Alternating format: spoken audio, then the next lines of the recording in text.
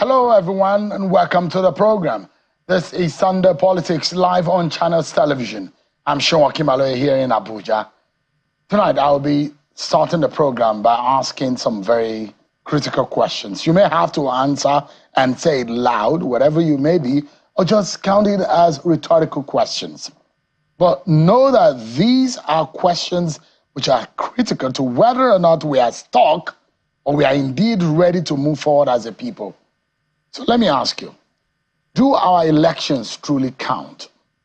How effective are the strides we have made in our electoral process? Don't let us go too far, just maybe in the last 25 years, maybe since 1999.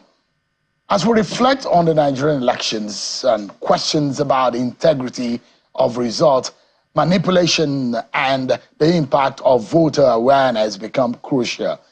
These issues are not just about numbers. They are deeply tied to the quality of leadership that emerges, shaping the very fabric of our nation's development.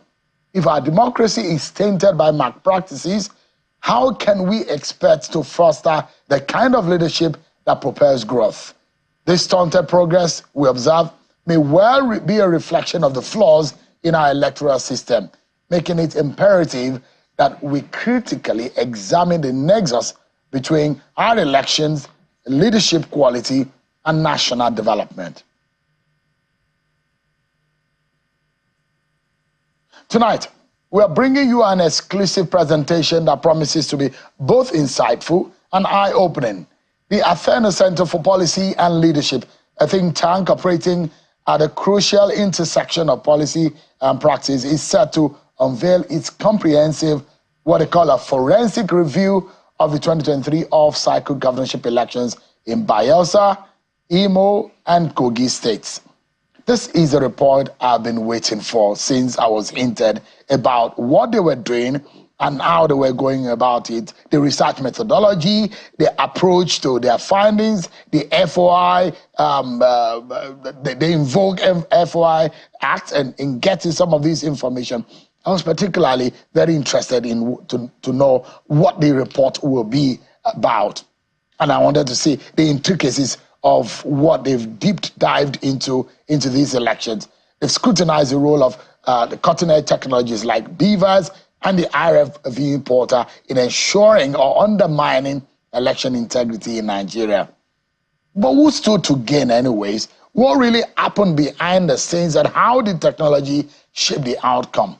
Let's unpack all of these revelations and very much more that might emerge from this conversation. I know this might bring for some conversation and debate. That's what I want. I want us to debate our electoral process, the role of political party agents, the role of electoral officers, those of them that you don't pay attention to and how they go about their roles. You'll find out how important these guys are. Some of their names will be revealing to you and the role they play in the results. Tonight, I'm being joined by a former governorship candidate, a former Corps Marshal of the Federation and of the FRSC, a former Minister of Aviation, and the founder of the and the Chancellor of the Athena Policy and Leadership Center, Mr. Osita Chidoka. Thank you so much indeed for joining us tonight. Thank you very much. How long did it take you to get this report ready? Just like almost 8 months now, 9 months. Yeah, we've been on this. The elections were finished sometime in November, and we wrote to INEC requesting for data for the beavers. They responded. Then we wrote further again requesting for data from EC8Bs, EC8C, EC8D, the collation, the final result from each state, and also ECG40, where they recorded the places no elections took place and for reasons why it didn't take place. And we also downloaded the results from the IREV. So the results on the IREV are PDF files. So we downloaded the almost 10,000 plus results and then had to transfer them to Excel sheets. So we had a team type them all out. We had a team review that, and then we began to compare them with what the beavers told us. And it's interesting. Quite interesting. And INEC availed you all of these results and all of these documents. Interestingly, when I made the Freedom of Information request, everybody said it wasn't going to happen. INEC would not respond, but they responded. They gave us all the information. We paid minimal fees, some 3,000, 10,000 for the photocopying of the papers. We have some issues with the documents we got from them, but that's some of the things we will unpack as the show goes, because if we want a document from the beavers, we thought it will have had timestamps of the beavers showing the time, from the machine itself. So if it was uploaded to a server, we would have loved to see the server report showing that this was extracted from the server where these results were put. But then that's a step forward. Just as a form of disclaimer, you have played a major role politically speaking. Yes. Now, this is what you do outside of politics. Is it that you have retired from politics and you are embracing the work at Athena Policy and Leadership Center? Or what exactly? How can Nigeria see you? I will respect what you do because you've participated at the highest level of election, the presidential election. You've been a governorship candidate maybe once or twice. Now, so you understand the intricacies of going through an electoral process. So when you told me that this was available, and I sat down not once, not twice, with you on some of these, I looked at it with my own experience on the field, and I was wondering, these are detailed work by yourself and your team. What exactly is your status politically now? Okay, so, and I like this question because it puts everything in perspective. In 2017, I ran for governor in Anambra State. In 2019, I was the head of situation room for PDP for the presidential campaign of Atiku Abubakar. And in 2023, I was the director of voter intelligence, dealing with all the data. I provided most of the data that we use for the court cases, for pre-election and post-election planning of the election. But I have learned critical lessons from this. Number one, we cannot make progress as a nation if we do not get our elections right. And as a politician, I'm not going to be a successful politician because I'm not ready to snatch ballot boxes. I am not ready to shoot and maim people. I am not ready to rewrite results. I would like to be judged by the people on election day. So I said, for me to continue to contest in elections, I think the more important thing to do is to make our elections count, our votes to count. So the Athena Center came out to solve two critical problems. One, as former Corps Marshal and former minister, I have seen the degradation of the governance systems in Nigeria. And that degradation is massive. Every day we are seeing government officials incapable of delivering basic services. And secondly, I have seen our elections, despite investments in technology, the trust in our elections have reduced dramatically. So I have elected to, instead of going for the next election, instead of having the conversation about the next thing to do, to join the next government, let's fix Nigeria and the election. So my commitment now is on a non-partisan basis to look at issues and provide solutions. We do not want to glorify problems. I am not doing this to criticize government or INEC or this institution. I am doing it for us to solve problems. If that is my contribution to Nigerian politics and I did not win political office, so be it. If it makes it possible for people like me who want to contest in a free and fair election to win elections, then I will consider that measurable success on my part. But I think that beyond everything in Nigeria, we need to tackle the system failure that is going on now. So this is non-partisan. This is non-partisan. This is basically a think tank. This is facts, yes. And this is who Osita Chidoka is as of today. As of today. As the Chancellor of Athena Center, I do not represent any political party. I do not speak for any political party. I do not countenance. I speak with the facts. And the influence of the fact, me as a person may have my own views, but these views are the views of the workers of Athena Center. Some of them the brightest people around in the country, some of them young, exuberant people who have different political views than me. So we meet to ensure that the facts before us is what we deal with. Let's get to the screen, Osita, can we? Thank you very much. All right, great. And let's get to dissect these figures, shall we? So there are three elections that are on the review tonight. There were the off-cycle election after the major election last year. The Imo election, the Bayelsa election, and the Kogi elections. And those are what we're going to be dissecting tonight. And so I guess we begin, Ernest, let me get these out of the way. so our viewers can be able to see what exactly we're talking about. Now, are we clear, everyone? Can we go? So let's begin with Imo State, which is one of the states where we had that off-cycle elections. So let's begin. This is what we know. The man that was declared winner is the APC candidate and the governor of Imo State. He got a re-election and he won that election as declared by INEC. But this is what we do know. 29.4% was a voter turnout. But what did you find out at the Athena Center when you dug into the result and you found out what exactly really happened in that election? So go to the next slide. So these are the key data from INEC and also from the Freedom of Information request.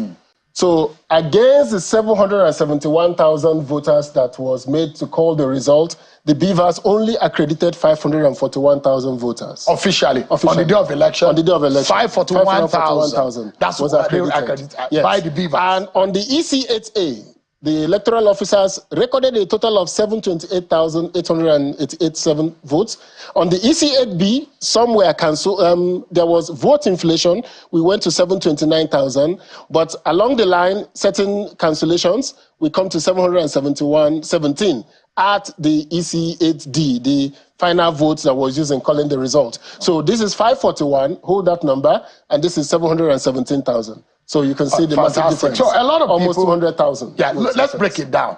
This is on the election day. Yes. What the Beavers officially, the instrument for accreditation. Accreditation. Fantastic. Yes. And the Beavers emerged from INEC wanting to say accreditation and voting is going to commence almost at the same time. Simultaneously. So you accredit, you vote. So there is no way you could have accredited 541 and 717 will vote. And because usually, no accreditation, no voting. That's usually, the Beavers has a memory. Yes. It captures in its memory. Yes, it's stored it. What is being accredited on the day of election. 541,000. But now there are discrepancies in these figures. Now, downloaded from INEC Viewing Portal, which are the result that has been scanned by the officials of INEC onto the INEC, onto the IREV. So if you go to the next slide, you will see what we saw on the IREV.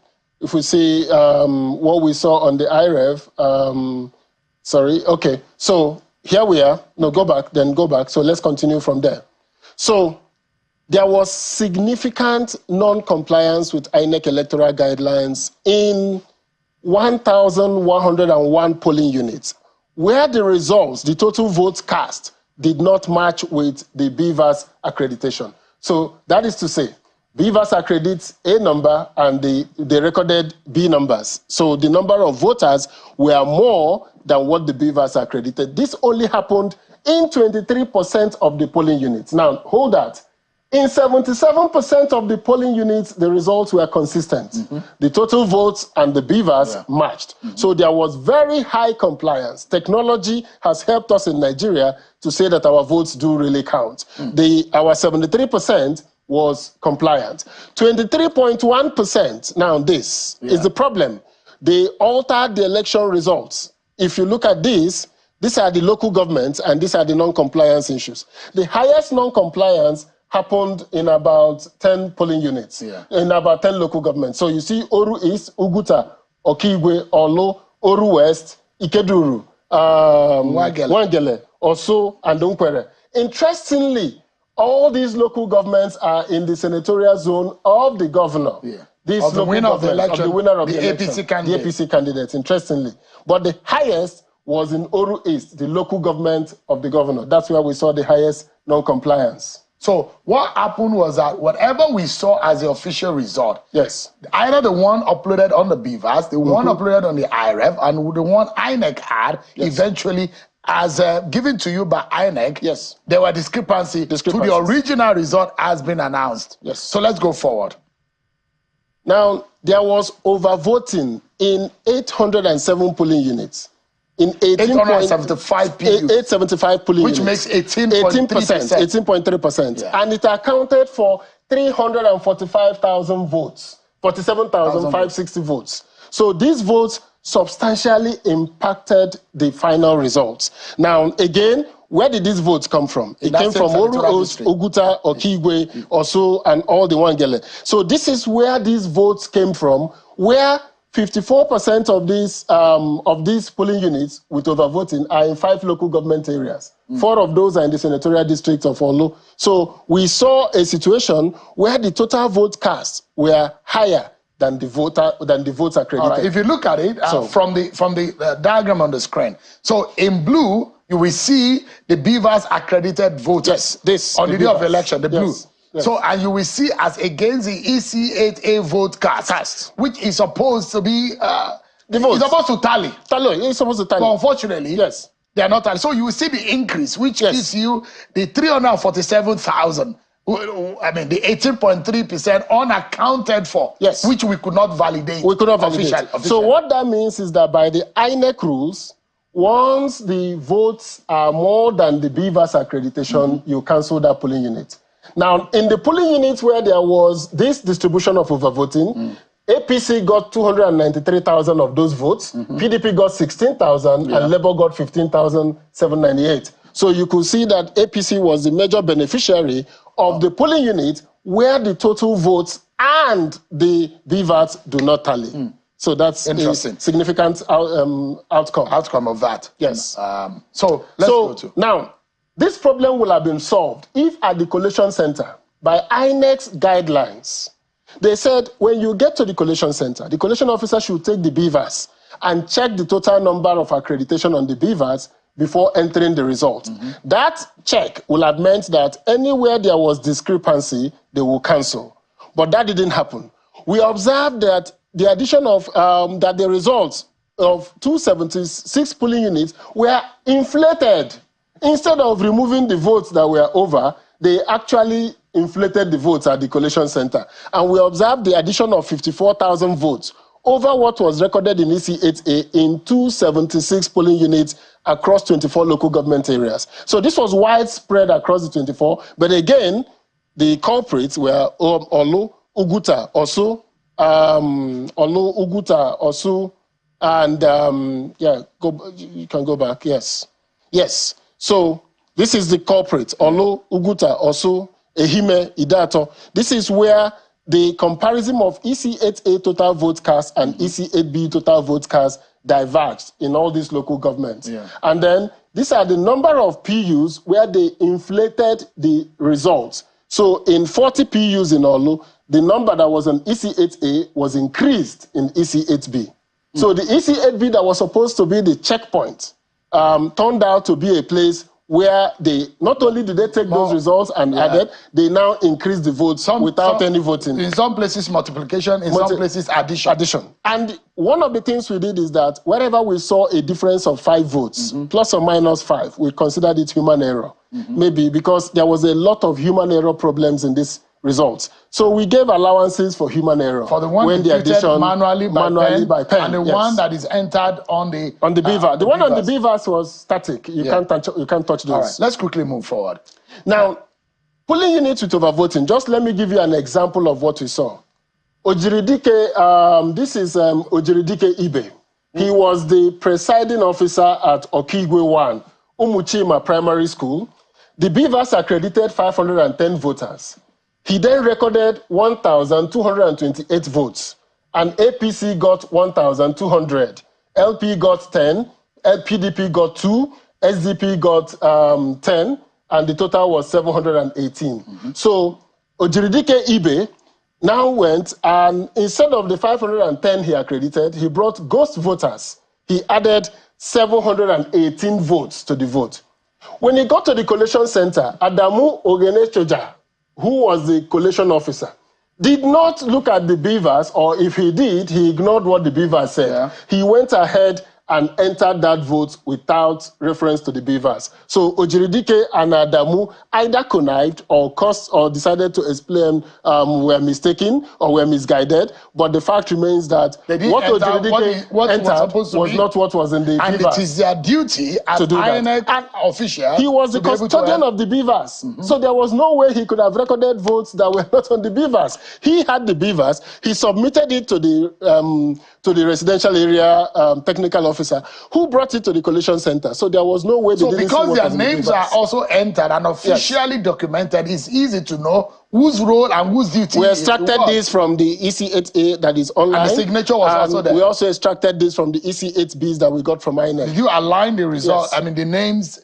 are synced. It's on each form. It's on each form. Let's move quickly. Yes. Now, what did this all tell us? This one tells us that the 3 local governments with the highest votes were 2 in Imo West and 1 in Imo North senatorial zones.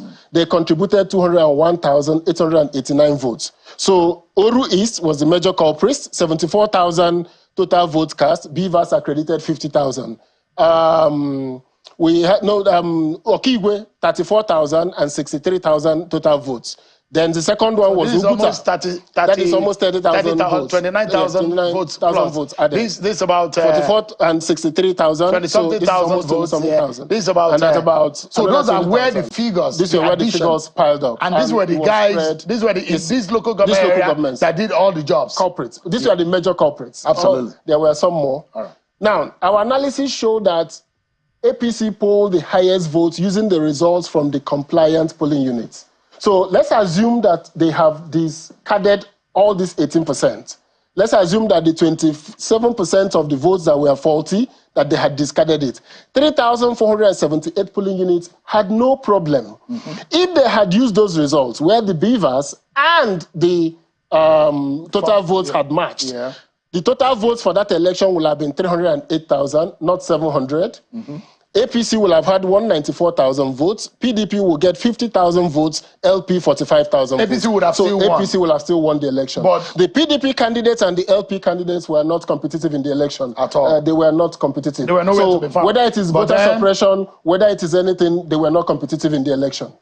So, now, this is what this is telling us. And the number of the presiding officers is against 875 polling units with overvoting. So we had 738 of them, their names were legible. Some didn't write their names legibly. So these 738, their names are on our website. After this, you can go to the athena.center.org website and you can access the data. Part of what you will see are the names of the officers who did not record the votes that was what was entered in the Beavers. Now, this is important because when we use the word INEC, we hide the problem. The INEC that is in Abuja is not the INEC that is in, or even the INEC rec. The rec, who is sitting in his office. He sits in his office. But these are the guys who are on the field. How were they chosen? Were they the ones? Were the parties the ones who submitted their names? How did they come about becoming presiding officers? These are the guys that saw results that should be answering the questions. That should be answering the question. Which will bring us later on to the issues of how do we hold people accountable for electoral offenses? Absolutely. Either misdemeanor, either oversight or whatever omission. We don't care that the governor benefited or the party benefited. What we care about is the officer, the person that have said you are here to conduct the election. Right. So this is his name. In the collation center, 96% of the ward collation officers wrote their names correctly. So these are the names of the collation officers, just sample. And the wards where the collation officers' names were not legible, we had some wards where we had illegible names, we noted it. But these are the sample names of collation officers' names that didn't cancel polling units with overvoting. They ought to have done that at the ward collation. This is where the party's agents failed. This is where the collation officers failed. So you ask yourself, let's assume that the INEC official was doing the wrong thing. Yes. Where at every point there was supposed to be party agents. At the ward level, collation center. At the LGA collation center. At the state collation center, they are party agents. So if you find a culprit in the INEC official, you should be asking yourself as a political party, the people you paid to monitor where are they? Where are they? Vigilance. Yes. So that takes us to the end of Imo. Let's quickly move into Bayelsa State. The same prognosis, the same methodology was applied. Absolutely. And so let's begin.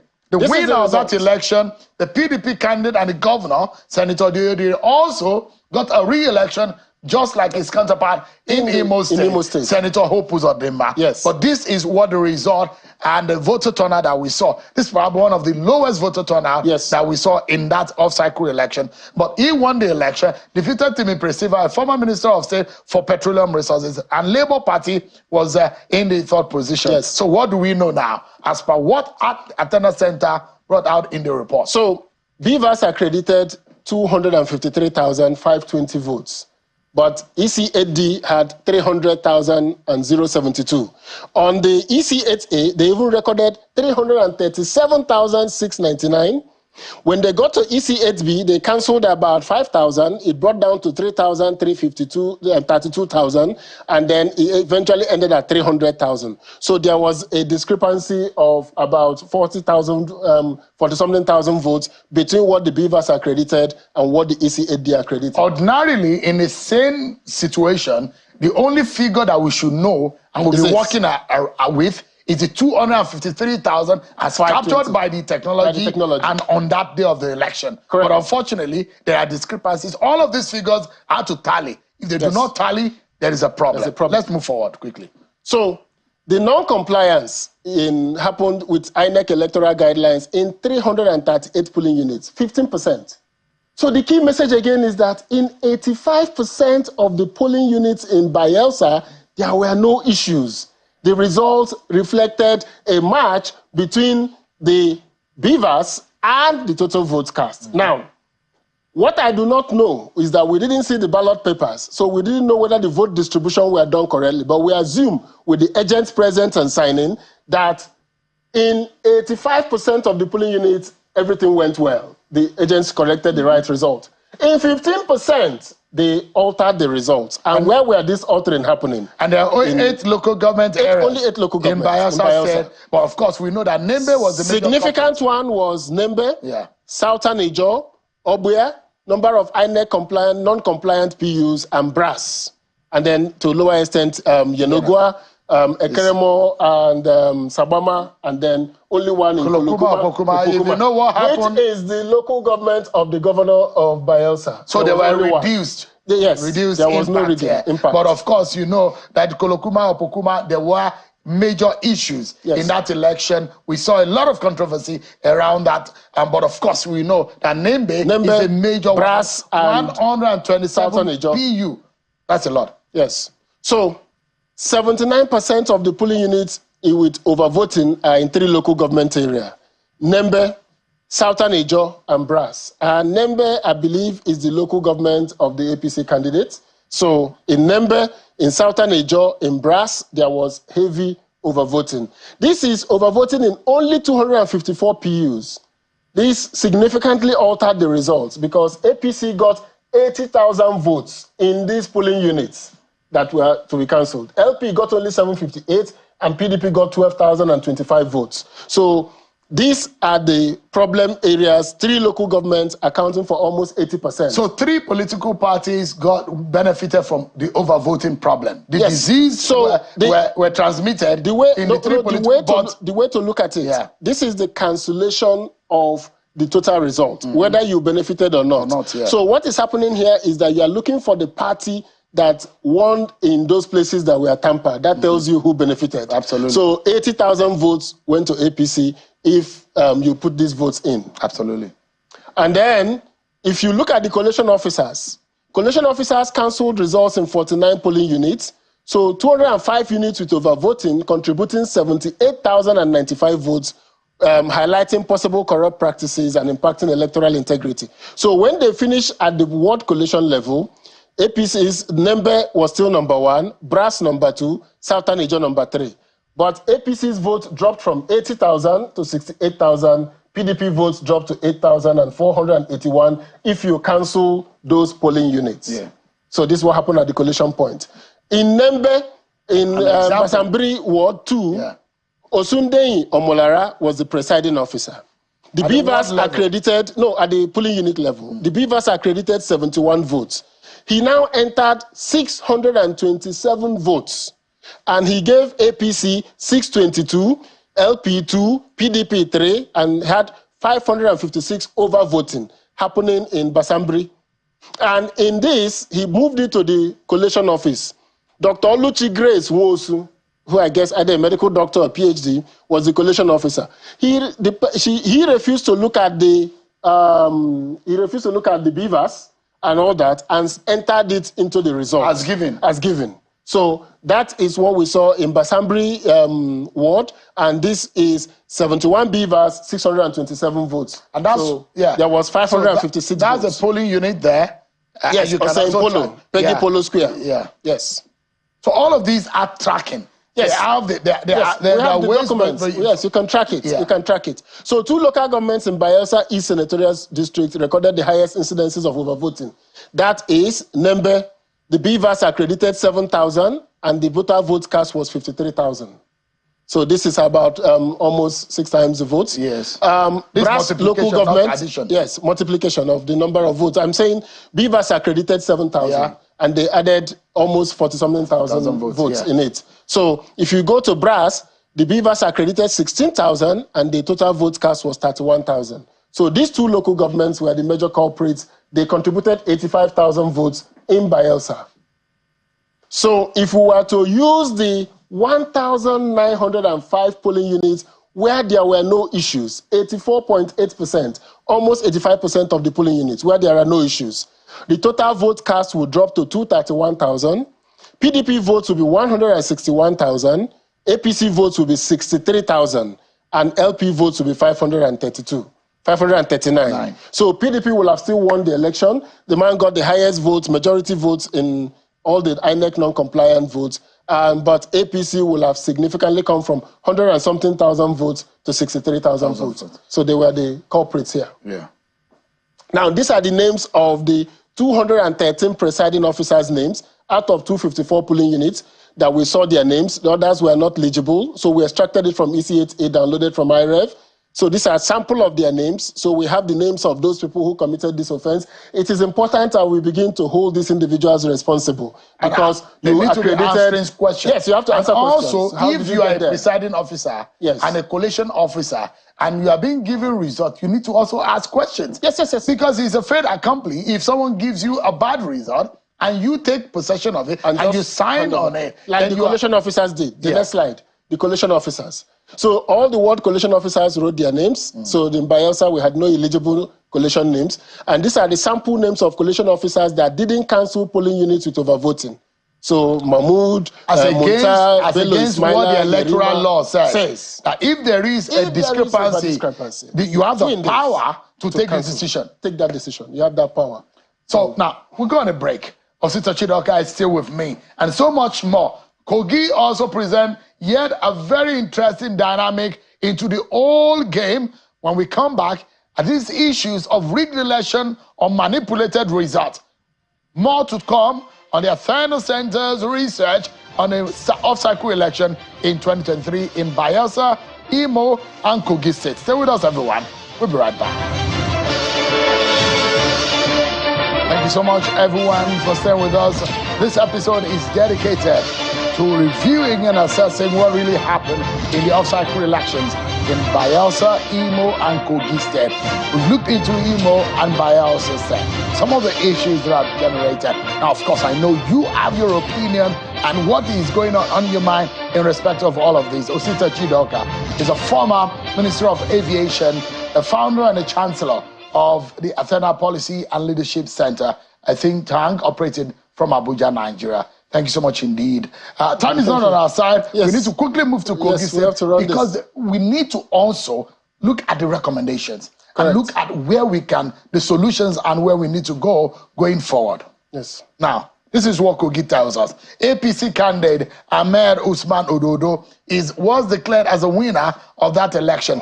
Voter turnout better than what we saw in Imo State, but we saw that APC polled 446,000, 259,000 to Muritala Ajaka of the NCP, and of course the PDP's Senator Dino Melaye polled 46,000, as announced by INEC. But what is the Athena Center learning from all of the documents that you have invoked the FOI to collect from INEC?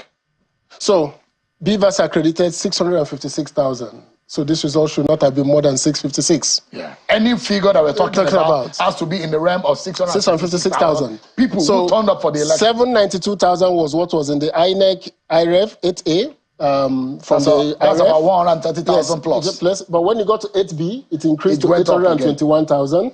And then when we got to 8D, after some corrections, it came to 794,500. So this was the number that declared the governor the winner, and that was the number for this. Now, significant non-compliance with INEC electoral guidelines in 786 polling units in 22%, 22.5%. That's where we had the alteration or the manipulation. 78% of the polling units in Kogi, the results were in tandem between the BVAS accreditation and the total vote cast. Hold that there. So in 22%, we saw the culprits, Okehi local government, Adavi and Okene. Okene, Adavi and Okehi. So in a number of INEC non-compliant polling units, from 280 in Okehi, in Adavi 185, in Okehi 91. And then it peters off as it's going down other local government is 1, 2, 2, 3, 5, all the way to 34 in Ampa and 30 in Ajokuta and 29 in Dekina. But this is where the major problem occurs. Interestingly, you will discover that most of these local government areas are in one senatorial district. In one senatorial district. Absolutely. In fact, these are 3 contiguous local governments of the immediate past governor and the governor. So, overvoting occurred in 691 polling units, in 19.6% of the polling units, accounting for 318,000 votes. Now, if you look at these votes, total votes versus BVAS accreditation, again, the culprits, Okene, Adavi, Okehi, Lokoja, and Ajokuta. But the 3 biggest ones, 75%, occurred in 3 local governments. And if you distribute the votes, distribution of the overvoting, in those local governments where there were overvoting, APC got 278,000, PDP got 6,174, and SDP got 22,773. So if you were to cancel, these are the votes that were to be lost, that should be cancelled from this result. That will affect from the bottom line of each of the political party and their candidates. Yes, and we have allowed for plus or minus 5 votes to say human error can happen. Margin of error. Still margin of error. So, but in all of this, these are the significant problems. All right. Now, if you look at the collation officers, they cancelled results in 34 polling units. So 657 PUs with overvoting down contributed 292,000 against the 300 and something we saw. So they cancelled, highlighting possible corrupt practices. And despite those cancelling those 34, the 57 votes were spread again in all the local governments, with Okene 262, Adavi 173, and Okehi 88. Now, the rest was all the way down to the lowest in Yaba East, in Kababunu, and then in Yaba West. Those are 22211. But here are the major culprits. So, and the votes still in the form EC8B, APC still had 67,000 votes. And these, of course, these are the negative votes. These are the negative that votes. You cannot These are the polling units that should have been deleted from the results. Now, we observed the addition of 15,000 votes over what was recorded in EC8A in 82 polling units across 12 local government areas. So when they got to the polling unit, to the collation center, the results from the polling units, they still added additional 15,000 votes. And these 15,000 votes were number of PUs with inflation. 29 was in Okene, 26 was in Adavi, and 4 were in Ampa, 4 Dekina, like that. So they were adding 15,000. So they added, no, not 15,000, a total of 15,950. 15,000 in all of those. In all of those votes. Yeah. And you can see the graph of this is the real votes, these are the inflated ones. Inflated ones, correct. So if we were to tabulate the results using the results of the INEC compliant polling units, 2,722 INEC compliant polling units. That means that this is what the results will have been. Total votes will have been 477,000, not 700,000 that they recorded. SDP votes will have been 238,000, APC 161, PDP 40,000. So SDP will have won the election with 238,000 votes. Sadly for them, all the negative votes, the results we cannot ascertain. Yes, we cannot tally. But sadly, SDP SDP did not make 25% in 14 local governments. They made it in 13 local governments. Possibly substantiated result, based on what the hypothetical result. Absolutely. In this hypothetical result, we just saw that they made 238,000 votes. So APC was 161,000 votes. They, you can see the distribution of vote by party if it was done. So this is another example. Atta Abdurrahman was the presiding officer in Idoji. This is in Okene local government. Beavers accredited 228. He entered 733 votes in the EC8A. He gave APC 718 votes, 44 votes for LP and PDP, 3 for SDP. So a total of 505 votes were added. When he got to the collation center, Bello Abdul Karim transferred the votes without reference to the Beavers. He didn't check what the Beavers has. Because if you open the Beavers, it shows you how many people he has accredited. Absolutely. But he didn't check that. He just entered it into the result. So this is a sample of in the polling unit and in the World Collation Center where we have some and on Athena Center website we can get more of this. You can drill down. So you can know those who did and those who did not, either in action or action. Yes. We recorded mainly those who did not. So in the 3 top local governments, we had contributed 300,000 votes. Okehi local government, Beavers accredited 38,000. They cast 57,000 votes. In Nadavi, Beavers accredited 52,000. They went ahead and cast 103,000 votes. So double the votes in Adavi. In Okene, the Beavers accredited 72,000. The total votes cast were 140,000. So this is the 3 local governments that altered the results significantly. In the Kogi Central Senatorial District. Yes, all these 3 local governments, they are contiguous local governments. So these are like we found out in Kogi, we had 548 presiding officers' names out of the 691. 79.3% were eligible. The others were not. About 20% were not eligible. So these are the sample names of presiding officers of polling units with overvoting.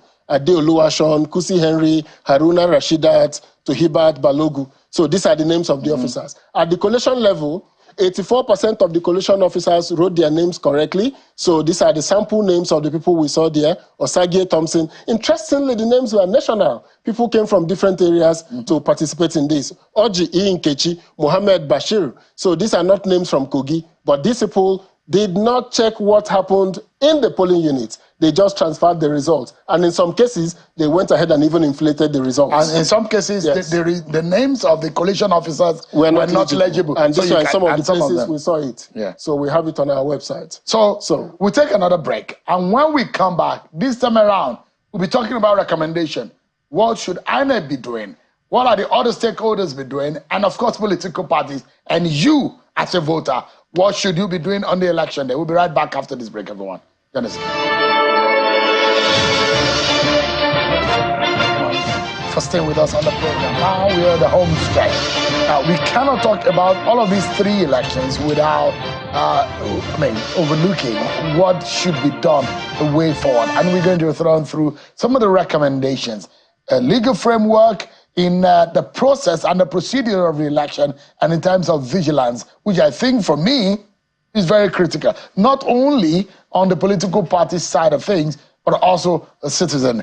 Mr. Chidoka, what are the things that we need to be looking out for in terms of the recommendation and the solution to some of the gaps that the Athena Center have found out? Okay, so the first one, let me take it at the polling unit. I think we should deepen the use of technology at the polling unit. 2 things should happen. The Beavers has an accreditation module and it has a collation module. If I got INEC right in when they explained it to us first. So I think they should activate the collation module. What that means is that after the votings are done, they should enter the results into the Beavers, party by party, and the agents can sign on the Beavers, and then they should enter it manually so that you will have a paper trail of what happened.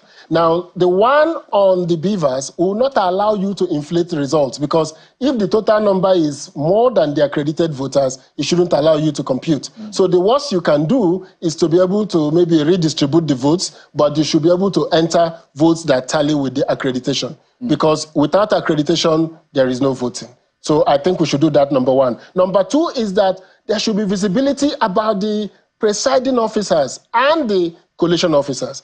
What it is like is you are a petroleum trader, and you have a tanker and you buy petrol products. So now it is at almost, it's 700 naira. So once you buy 33,000 liters, you know how much money is involved. And then you give it to the driver.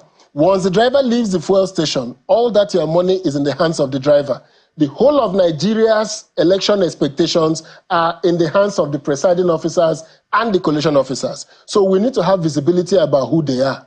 So the INEC should publish on their website, polling unit by polling unit, the names of the people and who when are they are going registering them, they have their photographs. Photographs, yes. They should register them, put them there with their photographs and say, this is the presiding officer, the assistant presiding officer, and this is the collation officer for your and ward. sometimes their details, their phone number, everything is there. It's there, yes, so sometimes. If you have all of these things at stake, and Nigerians should be aware that's why that people to hold accountable is not direct or the INEC chairman. No. Because those guys are away from the field. INEC chairman cannot give any instruction from Abuja to the INEC people in Enugu because they don't know him, they don't care about him. Yeah. So what is happening there is the local issues are driving it. But once you create that visibility, and the political parties are a major disaster in Nigeria because the political parties have not developed the mechanism to have proper polling unit agents who will enter the results and also hold the agents accountable. Because you ask yourself, where your party? If those, the reason why party agents are there is supposed to double check on behalf of the party. They're supposed to sign the results. And the ears of the party on the ground. Absolutely. But if they signed also, it means that they agree to what happened. Exactly. So I believe that there is need for visibility, there is need for accountability. Now there is need for the INEC form to contain what I call an affidavit section, where the electoral officer should swear to sign that the results I am entering here are the valid and correct, and I'm liable for prosecution in the event they are found not to be so. I think that there is need for that at the polling unit level. We need to at the collation level, I think we should do that. But more importantly, and this is quite fundamental, INEC has power to review results within 7 days. I think that mechanism have not been used by INEC. They should be able to review what the BVAS has against what has been entered and make sure they cancel all the appropriate results that needs to be cancelled. The 7-day review should not just only be INEC, it should be a hearing where the parties will tender their evidence of what they think went wrong, and INEC should review and make that happen. And finally, I think that we should ensure that we go back to Justice Uwe's report. An election offences tribunal should be set up. I believe we should contain, more importantly, and this is critical, all swearing in must be finished. All the petitions must end before swearing in. We must make sure that nobody takes advantage of the lacuna in the election. These are major reforms, and then before they go in. For the election. And you know, I believe also we should scan the results, all the digital, all the paper ballots. They should appoint election auditors to scan the results. But before we get there, people should not be sworn in until the election results are done. There should be an electoral offences result. And, we need to go now. And then INEC must upload the form EC8B, the collation report. The way they upload the EC8A on the IREF, once they finish EC8B, they should upload it. So people can cross-check that what was in EC8A is what made it to EC8B. Plus, they must upload the BVAS report. We shouldn't wait for a Freedom of Information request to see what the BVAS are credited. Every BVAS machine should automatically upload the number of people it accredited. We're totally out of time. Thank you so much. Unfortunately, the results are going to, the final verdict from the Supreme Court is going to be in a few days for some of the elections. But here we are. The lawyers in some of these cases now have some insight into how to go about some of these litigation. Interestingly, our program is not for litigation purposes. We have made it clear in our disclaimers. This is not a legal opinion. This is an opinion to enhance the credibility of our elections.